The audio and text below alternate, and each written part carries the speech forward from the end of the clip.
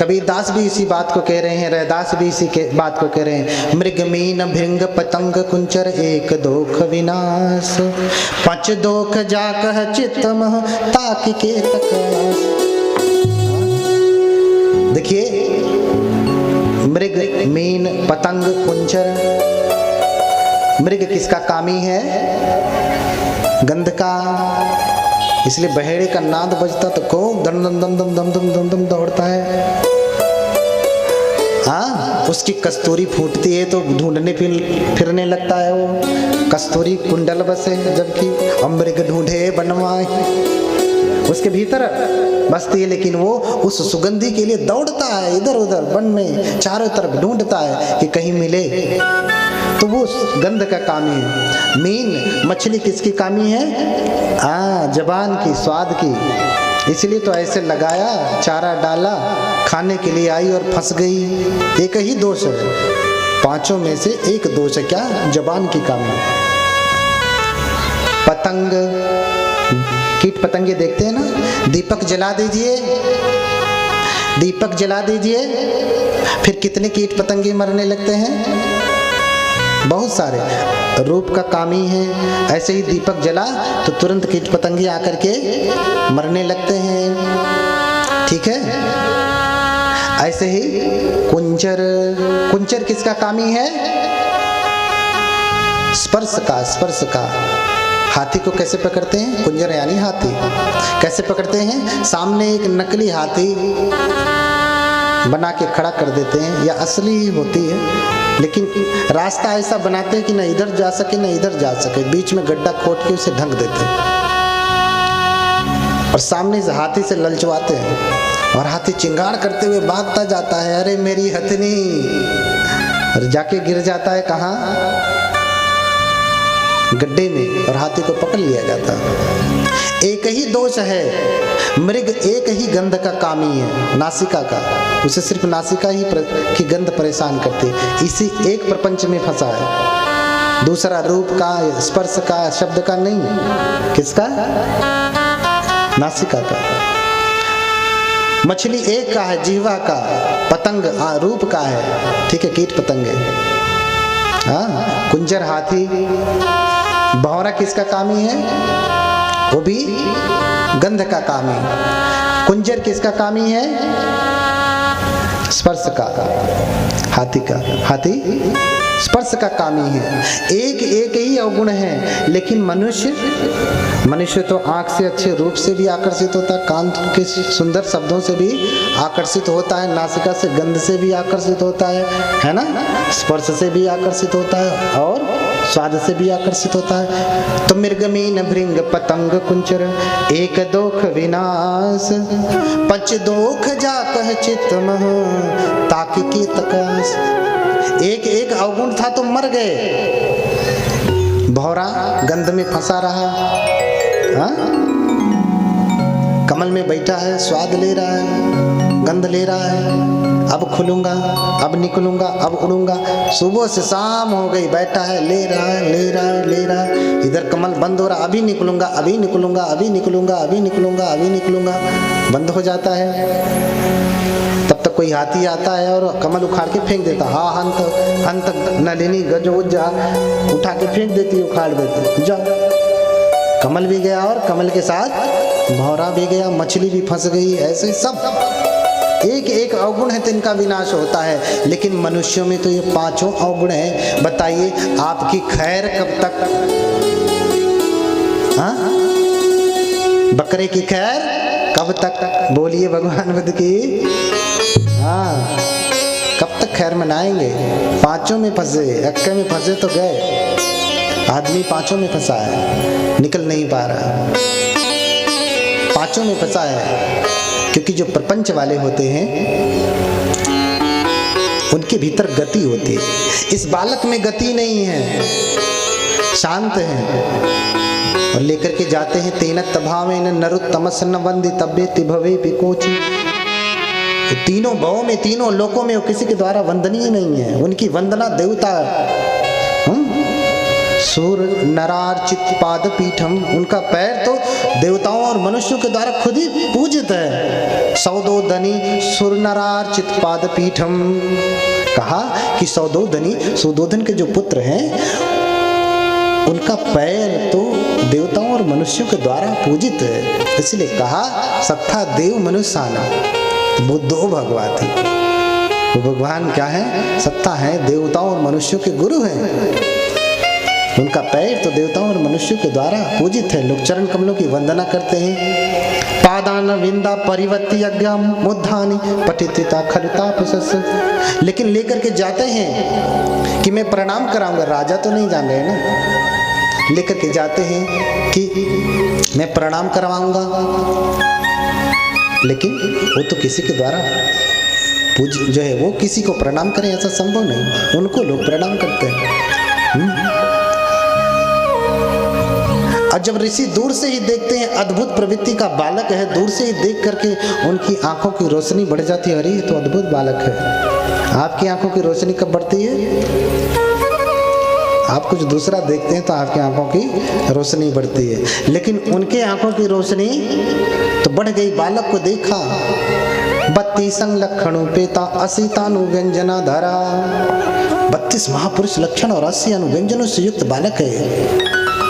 हाँ देखा, भगवान बुद्ध का कान लंबा है ना। ये 32 महापुरुषों में से एक महापुरुष लक्षण है।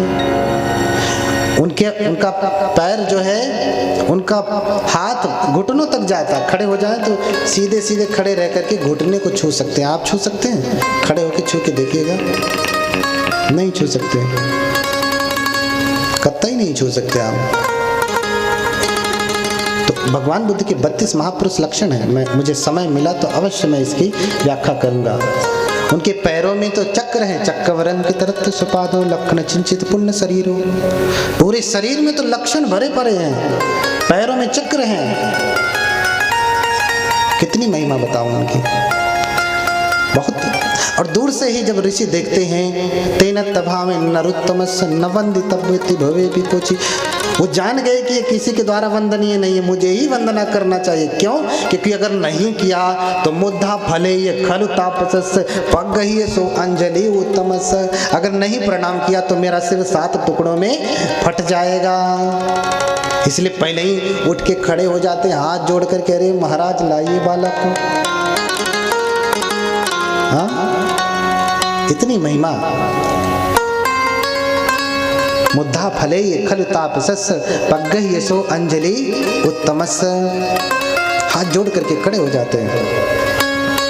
हाँ, और जब राजा देखता है कि ये अद्भुत दृश्य चल रहा है कि जिसे प्रणाम करने के लिए लोग दूर दूर से आते हैं, वो स्वयं मेरे पुत्र को प्रणाम कर रहे हैं, जरूर ये मेरा बालक दिव्य विभूति है, दिव्य बालक है। इसलिए ऋषि ने तो प्रणाम किया ही, राजा ने भी प्रणाम किया। पहली बार, दूसरी बार भी प्रणाम करते हैं, वो प्रसंग आइए तब बताता हूँ। ये पहली बार का प्रणाम है जब राजा ने स्वयं अपने पुत्र को प्रणाम किया, सिद्धार्थ को प्रणाम किया।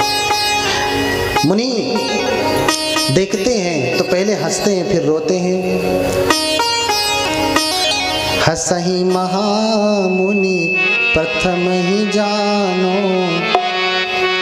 हंसहि महामुनि प्रथम ही जानो।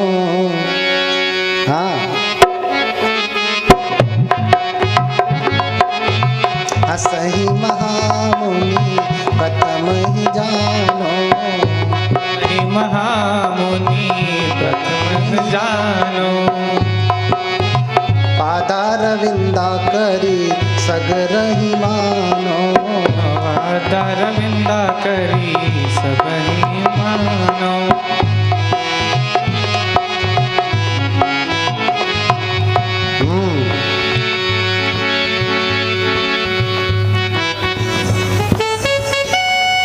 मैच नहीं हो पा रहा है।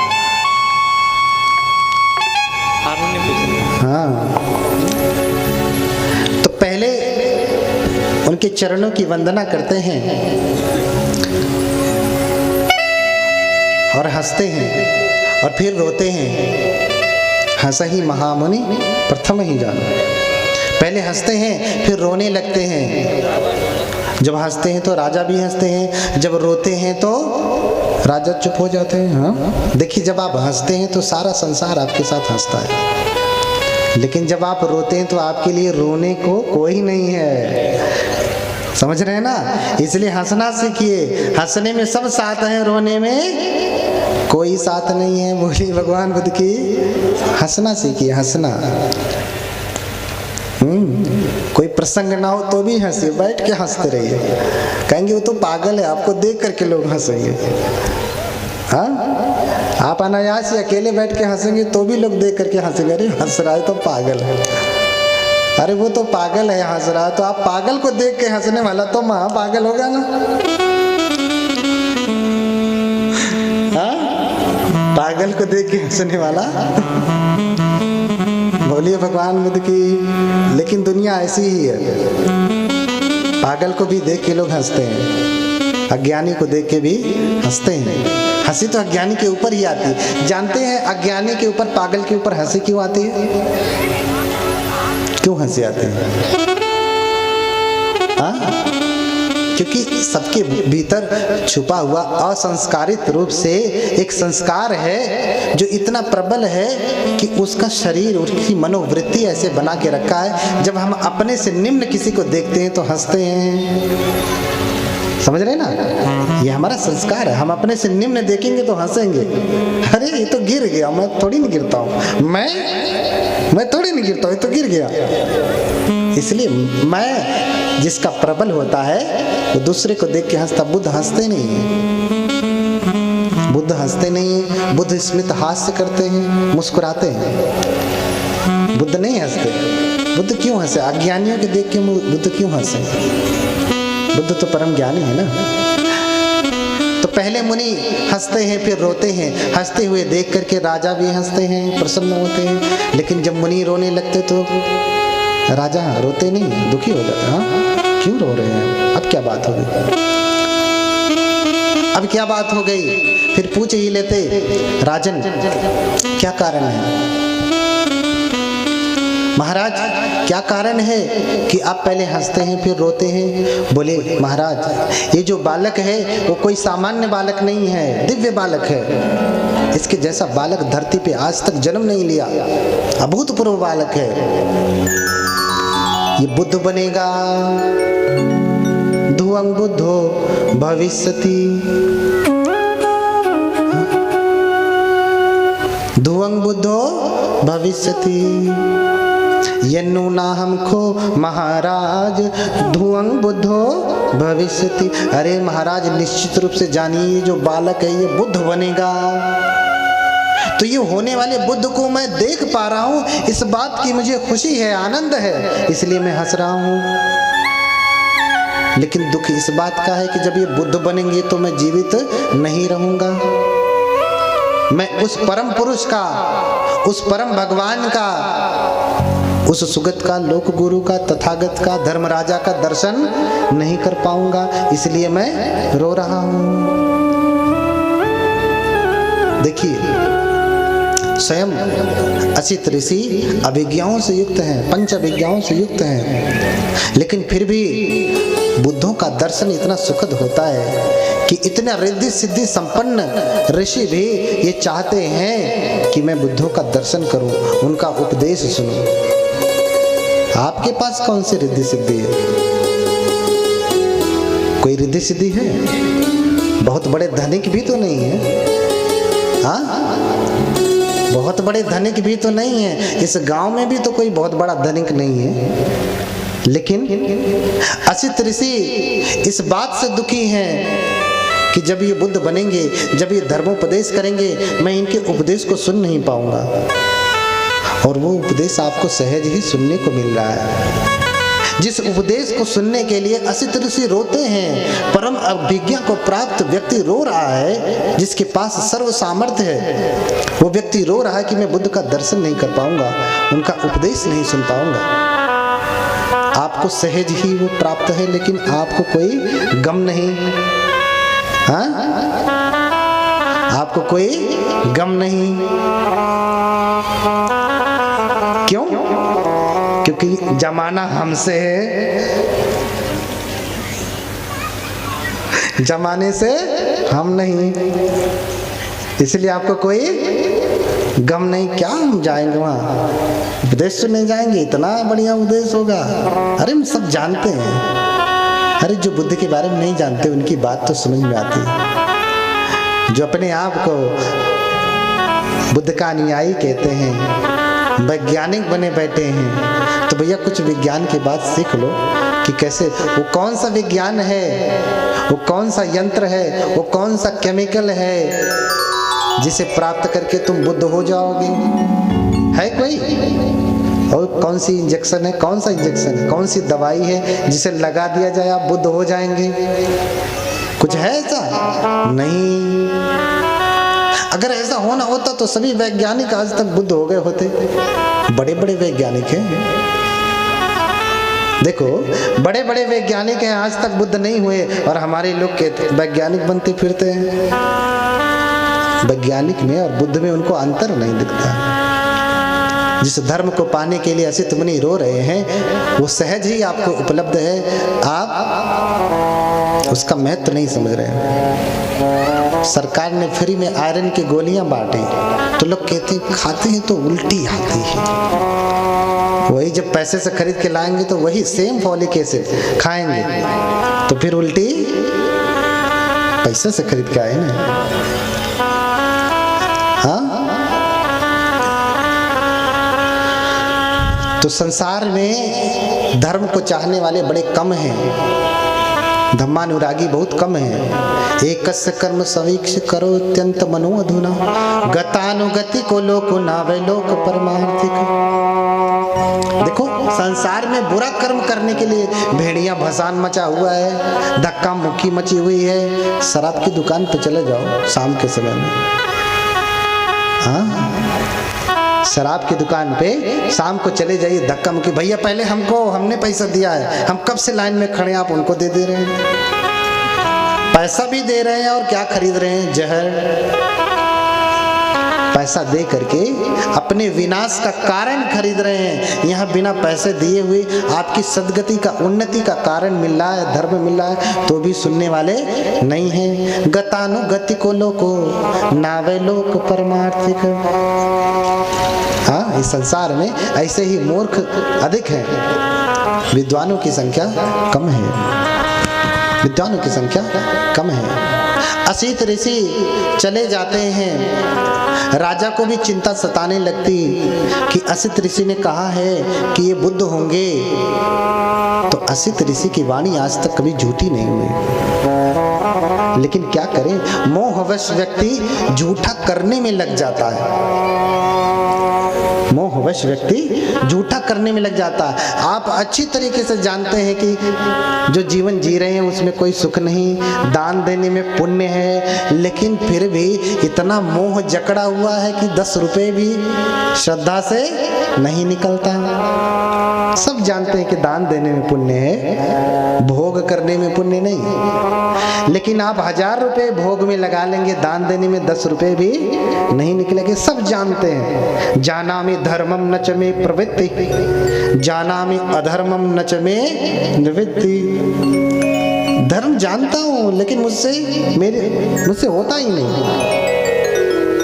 मैं सब जानता हूं लेकिन होता ही नहीं।